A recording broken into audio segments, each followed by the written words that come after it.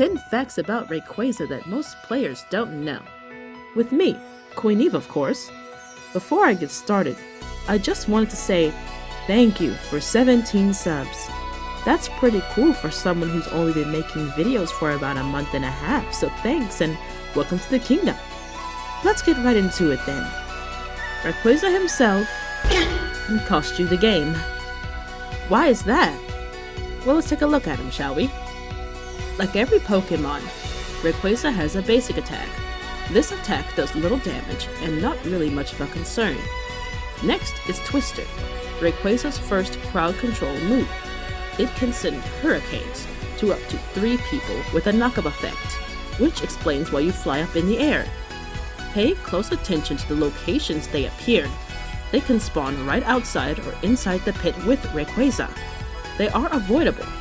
Little circles indicate where Rayquaza will fire the attacks. You have about a second or two to move out of the way before it affects you. This could be a real pain if Rayquaza's health is low and you are a type of Pokemon that looks for secures. After that is Draco Meteor. This is not a CC move, but it does a nice chunk of damage. If your health is already low from a fight, it could even kill you. Good news, it is also avoidable. There's a large red circle that will form around Rayquaza. You have about 2 seconds to either avoid it or decide to take the hit and move on. Last is Dragon Ascent. This move is a pain and I will tell you why. This move has AoE, Area of Effect, and CC, crowd control damage. It can potentially stun you for 2 whole seconds, leaving you open to steals and costly attacks from your enemies.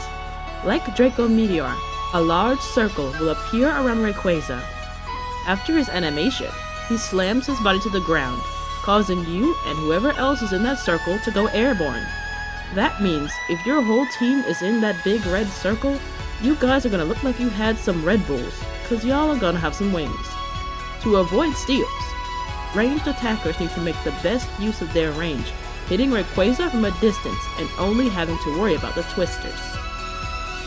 Now that you know about Rayquaza's moves, it's finally time to move on to fact number 2. Y'all know you can full heal Rayquaza, right? If you are a melee attacker and you need to be in close range to get the last hit, depending on the situation, don't be afraid to pop that full heal to help you secure the objective. Yes, you can full heal Rayquaza. 3. Rayquaza's moves are totally random. All we really have to go on are the cooldowns for Rayquaza's moves. Twister is currently chilling at 8 seconds, Draco Meteor is at 12 seconds, and Dragon Ascent is at 16 seconds. Like I said earlier, these moves follow no specific pattern, so try your best to keep an eye on your Rayquaza while making plays around the Pokemon. That brings me to fact number 4. Rayquaza can dance! Another way you can predict Rayquaza is by how he dances. Each one of his little dances indicate which move he is about to yeet. So, with every twirl, twist, and roar, make sure you are at least glancing at Rayquaza to see if whatever he does is about to meddle with your plays. 5. Rayquaza be aggro. Unlike a lot of other Pokemon on the map, if you walk too close to Rayquaza and stand there, he will just attack you because you looked at him funny. I'm just saying. That also means if an enemy Pokemon is attacking Rayquaza, there is also a chance that Rayquaza will turn around and attack you too, even though you didn't touch him. 6. Rayquaza's shield is more than a shield. Rayquaza's shield is not just some green glowing score shield. Not only does it give you uninterruptible scoring, but your damage is increased when attacking enemy Pokemon.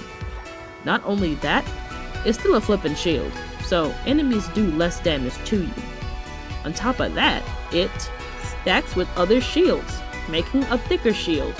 That means Score Shield, Cotton Guard, Wiggly Unite, Buddy Barrier, whatever, your shield is now virtually indestructible. That can really be handy when you're trying to score a goal against multiple enemy teammates, because, keep in mind, Rayquaza's shields deplete with damage. Sometimes it's cool to sneak in a quick goal, Because of this, a few Pokemon are equipped with Goal Getter. Well, I have good news for you guys. Your scoring speed is even faster with Goal Getter. It stacks with Goal Getter. Fun, right? But like I said earlier, the shields deplete with damage. The more damage you take, the weaker your shield becomes, and that can ruin your odds of scoring a game-winning goal, especially if you're a square-focused Pokemon. So keep that in mind. And finally, number 10. The lower your level, the more damage Rayquaza does to you.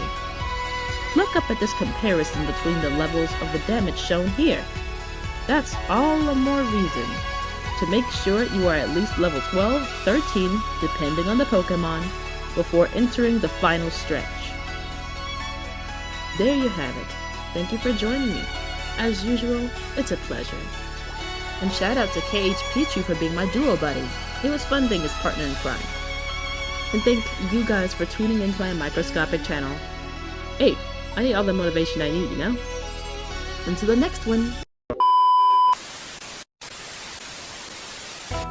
Do you understand your mission? Sir, yes, sir. Very good. I'm paying you extra to, well, work fast. Double the pay, double the speed. I like the way you think, boss. The reign of the queen is over. Now it's time to read upon assassination, since that's my job in here.